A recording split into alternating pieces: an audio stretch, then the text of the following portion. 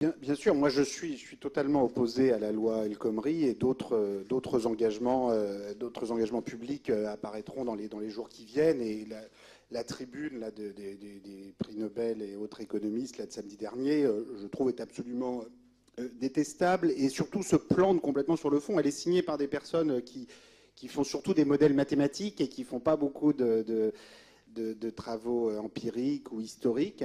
Jean Tirole n'a jamais touché à la moindre donnée de sa vie, ce qui est quand même un peu embêtant pour valider des théories qui peuvent par ailleurs parfois être logiquement intéressantes, mais qui restent des constructions théoriques lorsqu'on ne les confronte pas à l'expérience sociale et historique. L'idée qu'en abaissant mécaniquement les coûts de licenciement, on va abaisser le chômage en France est une idée qui non seulement est injuste socialement, mais ne fonctionne pas. C'est-à-dire que abaisser les coûts de licenciement, ça augmente énormément la volatilité du niveau d'emploi. C'est-à-dire que vous licenciez énormément en période de crise, puis après vous réembauchez.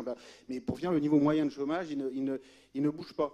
Et il y a des pays en Europe qui ne sont pas des modèles de justice sociale, mais comme l'Allemagne par exemple, mais qui ont, oui, certaines rigidités, comme disent ces économistes, sur les CDI au moins, pas sur les mini-jobs à 400 €, mais sur les emplois à durée indéterminée. C'est pas si facile que ça de supprimer les emplois des entreprises allemandes, et tant mieux, parce que c'est ça qui fait que les entreprises allemandes, pendant la crise, elles n'ont pas licencié à tour de bras. Il y a eu du chômage partiel, mais au moins les personnes étaient là, les qualifications, les investissements individuels étaient là, et c'est ça qui a permis dans la reprise de remettre tout le monde au travail plus vite, plutôt que dans un système de salariés jetables où on balance tout le monde et après on ne sait plus quoi faire le jour de la reprise. Donc cette idée que voilà, plus on baisse les coûts de licenciement et plus on réduit le chômage, enfin, c'est juste complètement faux, ça ne marche pas. Et donc voilà, cette loi, elle doit être combattue. Moi, je pense qu'effectivement, ces combats sont très importants, non seulement pour éviter que cette loi passe, mais pour tous les combats politiques à venir. Au-delà de ce combat sur la loi El Khomri, je voudrais quand même dire que moi, je suis surtout actuellement, enfin aussi et surtout, extrêmement préoccupé par la situation européenne.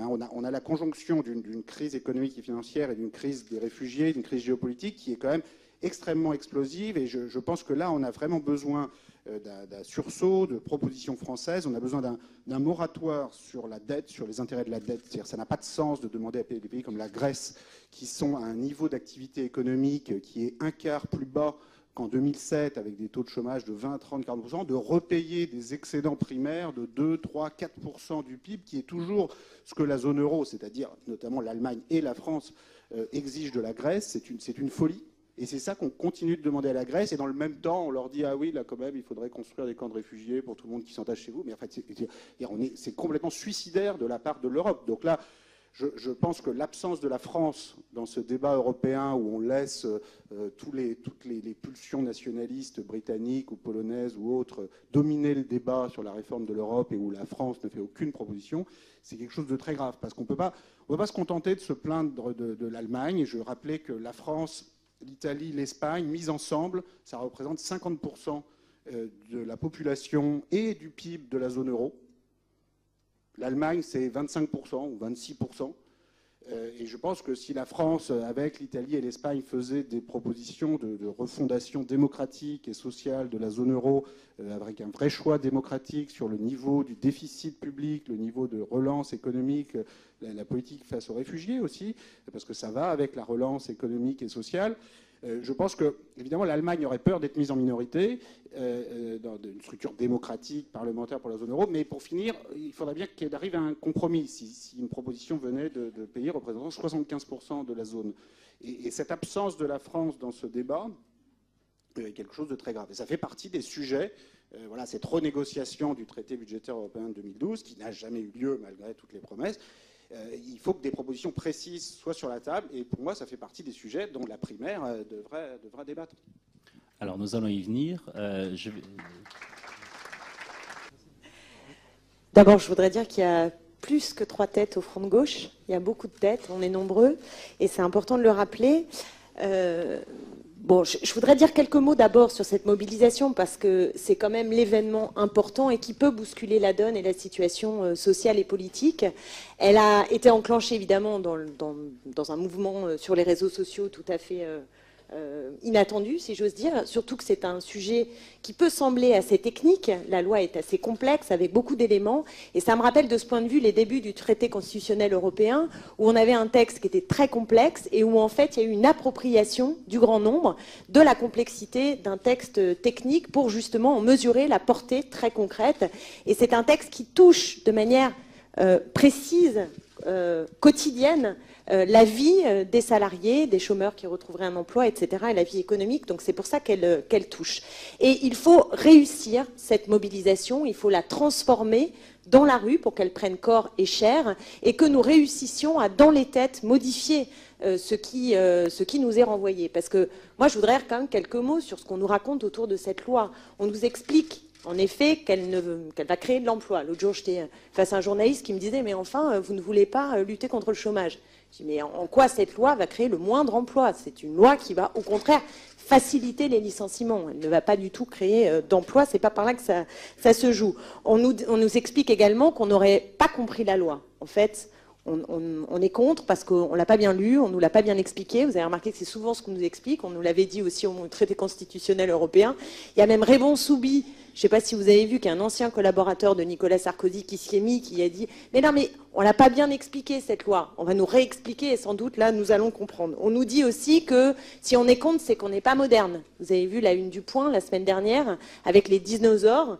Vous aviez le patron de la CGT, de l'UNEF et Martine Aubry, qui étaient donc les figures de la résistance à la loi Macron et donc voilà, ce que serait la modernité. C'est une modernité qui est évidemment totalement frelatée. Je crois même que cette loi, elle est l'incarnation de quelque chose d'extrêmement ringard qui correspond aux 30 années de néolibéralisme que nous avons subi et qui ont porté nos sociétés dans l'échec dans lesquels nous nous trouvons, avec des situations sociales littéralement désastreuses. Donc c'est une loi qui est tout sauf moderne, c'est une loi de régression. On dit de bond en arrière. On en revient à quand même un rapport de subordination renforcé entre le salarié et l'employeur. Donc ce n'est pas une loi moderne. Et on nous dit enfin qu'on n'aurait pas de proposition alternative. Ça, c'est, je crois, ce qui me met le plus en colère. J'ai beaucoup aimé le document de la CGT, que la CGT a sorti avec toute une série de propositions, parce que malheureusement, on l'entend parfois aussi de certains syndicats en disant qu'il faut aller négocier pied à pied. Nous demandons le retrait de cette loi et non pas la négociation. Et c'est une toute autre logique qu'il faut réussir à mettre en œuvre. Et cette toute autre logique, elle repose sur le fait que pour lutter contre le chômage, il faut partager le travail, il faut aller d'abord appliquer les 35 heures, parce que ce n'est pas le cas, mais même aller vers les 32 heures. Il faut avoir une politique d'investissement qui n'est pas possible dans le cadre aujourd'hui des politiques d'austérité, de réduction de l'investissement public, pour avoir une politique industrielle et qui a notamment beaucoup de ressources dans tout ce qui concerne la transition énergétique, la transition écologique, qui est un des leviers de création d'emplois, mais aussi dans le secteur social, dans l'éducation, dans la culture, dont je trouve on ne parle plus aujourd'hui, et qui devrait être le cœur des politiques publiques, et c'est là qu'il faut investir, parce qu'il y a des besoins qui ne sont pas satisfaits et des personnes qui devraient pouvoir travailler. Mais si on va au cœur de ces propositions-là, alors on touche en effet aux politiques européennes, comme tu l'as dit, à la logique financière, au pouvoir du capital qui dicte aujourd'hui l'ordre social et économique, parce que au final, c'est quand même ça l'affaire. Il s'agit de faire pression sur les salaires pour que la rente du capital soit plus importante. Donc il faut toucher au rapport capital-travail, et c'est là qu'on a quelque chose qui ne cède pas. Et pour qu'il cède, il faut un rapport de force social, il faut un rapport de force idéologique, et il faut un rapport de force politique. Donc c'est pas que je ne veux pas répondre à ta question, mais c'est vrai que là, on a un levier par cette mobilisation qui peut nous permettre d'entrer dans le dur des réponses politiques nécessaires aujourd'hui. C'est un autre choix de société que nous avons à faire. Et donc le front de gauche, moi je n'ai pas envie aujourd'hui, parce que sinon on pourrait y passer la soirée, de passer la soirée sur pourquoi le front de gauche a échoué. Il y a beaucoup de raisons, il n'y a pas une raison, il y a différentes raisons pour lesquelles nous n'avons pas pu transformer cette mobilisation qu'il y avait eu en 2012 autour de la candidature de Jean-Luc Mélenchon, et qui par la suite s'est repliée sur un cartel électoral, sur des divisions, sur une incapacité à, dans la durée, faire perdurer le mouvement et l'amplifier. Bon, on est dans cette situation maintenant, et je crois que l'enjeu, c'est pas simplement de revenir au front de gauche, c'est-à-dire d'essayer de se dire bon, bah, comment on reconstitue ce qu'on n'a pas su faire, c'est qu'il faut aller de l'avant et réussir à trouver pour 2017, mais pas simplement pour 2017, de trouver la voie de rassembler toutes celles et ceux qui aujourd'hui s'opposent à la loi El Khomri, mais sont aussi vent debout par rapport à ce qui se passe à Calais, ont soutenu les Goodyear parce que c'est un scandale, sont aussi à Notre-Dame-des-Landes, etc. Vous avez beaucoup de luttes sociales, beaucoup de contestations de la politique gouvernementale. Mais les réponses que nous devons apporter, ça ne peut pas être le retour en arrière, mais le retour en arrière en se disant qu'au fond, le problème, c'est que François Hollande qui aurait mené depuis le 2012 une politique qui n'aurait pas été conforme à son programme. C'est 30 ans de politique néolibérale qui ont échoué. C'est le tournant, c'est la parenthèse de 83 que nous payons aujourd'hui encore. C'est bien sûr un parti socialiste qui s'est libéralisé tout au long de ces dernières années, qui ressemble à plus grand-chose, et avec ce gouvernement qui mène au nom de la gauche une politique de droite. Mais rien ne serait pire que d'imaginer que la solution, c'est juste de revenir à la gauche plurielle, de fermer la parenthèse Hollande et de revenir à la gauche plurielle. Ce que nous voulons, c'est un nouveau cadre politique qui soit porteur des ruptures à même d'améliorer la vie de nos concitoyens. C'est-à-dire d'en finir avec cette politique qui déçoit, qui se mène loin du peuple, loin des citoyens. Et donc, ça suppose une dynamique politique. Et cette dynamique politique, elle doit être fondée sur le rassemblement de toutes celles et ceux qui portent ce refus depuis toutes ces années, mais aussi sur la clarté de l'objectif politique. La clarté de l'objectif politique. Parce que moi, et je vais rentrer dans le dur tout de suite, je veux rassembler. Il faut ouvrir les portes et les fenêtres du front de gauche, c'est l'évidence même. Il faut trouver une nouvelle façon d'associer le grand nombre à l'avenir politique. Mais dans le même temps, vous voyez bien qu'on ne va pas se mettre à inventer cette nouvelle force politique avec ceux qui aujourd'hui au pouvoir sont en train d'imaginer la déchéance de nationalité ou ont voté le pacte de responsabilité. Ça n'est pas possible. Moi, je ne vois pas comment on fait une primaire de toute la gauche dans laquelle on prend le risque de se retrouver derrière François Hollande, Manuel Valls, Emmanuel Macron ou je ne sais quel responsable de cette politique qui est une politique désastreuse, mais à l'inverse. Vous voyez, si nous gagnons cette primaire, vous imaginez Pierre Laurent, moi ou Jean-Luc Mélenchon gagnant la primaire et ayant au premier rang Jean-Marie Le Guen, Manuel Valls en train d'applaudir et de dire formidable. Cette affaire n'existera pas.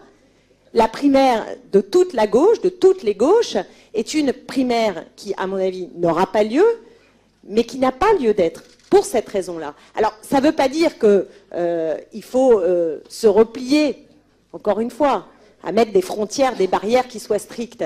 Mais je dis juste qu'il faut faire très attention. Il faut faire attention sur là où nous voulons aller. Et pour notre part, je le dis de façon très claire, ce que nous voulons, c'est renouer avec une tradition qui est une tradition de rupture avec l'ordre existant, de contestation de cette Europe néolibérale qui nous met dans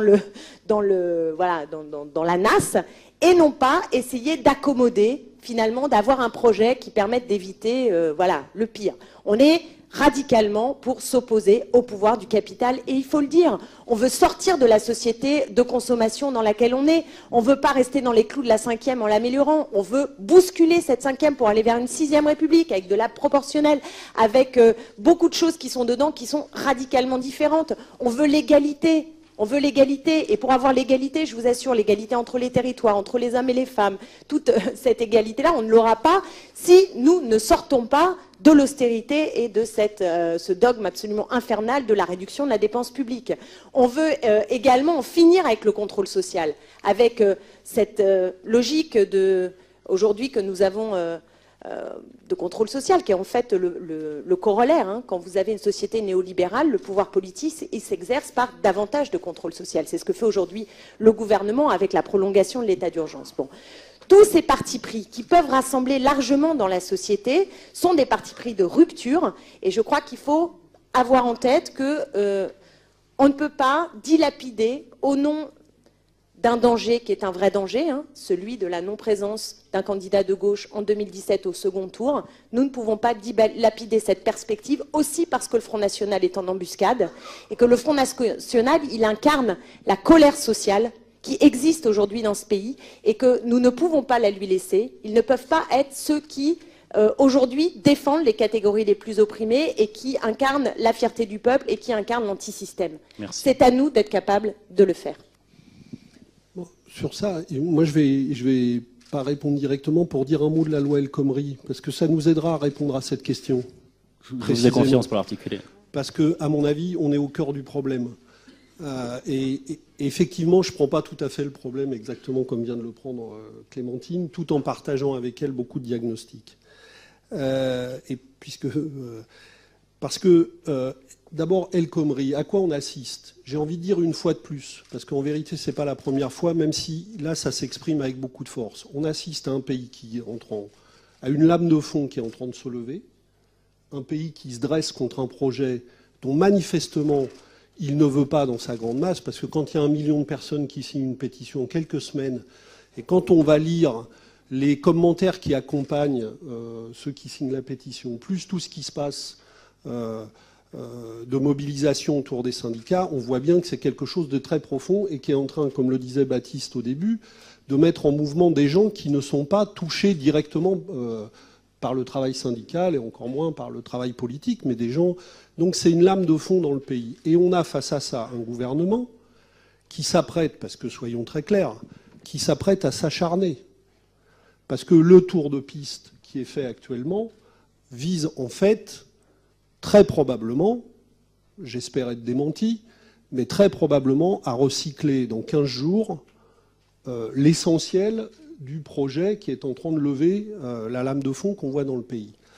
Donc on a un très gros problème démocratique. C'est pas seulement un problème sur là, mais il y a un très gros problème démocratique dans ce pays. C'est-à-dire qu'une fois de plus, si on laisse aller les choses, par la force de l'institution présidentielle et de ses conséquences qu'elle a sur la vie législative, eh bien, un pouvoir exécutif peut continuer à imposer des projets contre le pays. Donc, la première chose que je veux dire, c'est qu'on se dirige vers une mobilisation probablement très forte dès mercredi, et tant mieux, parce que le projet de loi est gravissime, à bien des égards. On ne va pas redévelopper tout ça ce soir, mais il y aurait beaucoup de choses à dire là-dessus, avec des conséquences sur la vie des gens et en termes de non-combat contre le chômage très grave pour l'avenir. Donc on a ça, et on a une négation démocratique de ce qui s'exprime dans le pays. La question qui est posée par rapport à ça, pour moi, elle est maintenant très simple. C'est est-ce que les gens, est-ce que les forces populaires du pays, est-ce que les forces sociales, est-ce que les gens de gauche continuent à accepter ce déni de démocratie, ou est-ce qu'ils essayent de reprendre le pouvoir sur le débat, sur les objectifs, sur la situation ? Parce que nous ne sommes pas quelques-uns, nous sommes l'immense majorité des gens de gauche et dans toutes les familles politiques de la gauche. Et pour moi, ça, effectivement, pour moi, c'est un constat très important. Parce qu'aujourd'hui, ce projet, vous savez, quand il y a 1 million, je l'ai dit dans cette enceinte, dans une réunion du Conseil national du Parti communiste ce week-end, quand il y a 1 million de personnes qui signent la pétition en quelques semaines, ça veut dire, parce que ça c'est statistique, ça veut dire qu'il y a beaucoup plus d'électeurs socialistes que d'électeurs du Front de gauche qui ont signé la pétition. Ça, c'est mathématique. Hein. À ce niveau d'échantillon, on a la représentation politique de ce qu'il y a dans les urnes, dans la pétition. C'est obligatoire. Donc ça veut dire qu'aujourd'hui, la lame de fond qui se lève, elle traverse toutes les familles politiques, et y compris tous ceux qui ne savent plus très bien où se situer avec le bordel politique dans lequel on est. Donc il y a une question, c'est est-ce qu'on donne les moyens à ces forces-là de reprendre le pouvoir sur la situation et de faire, eux, l'agenda politique?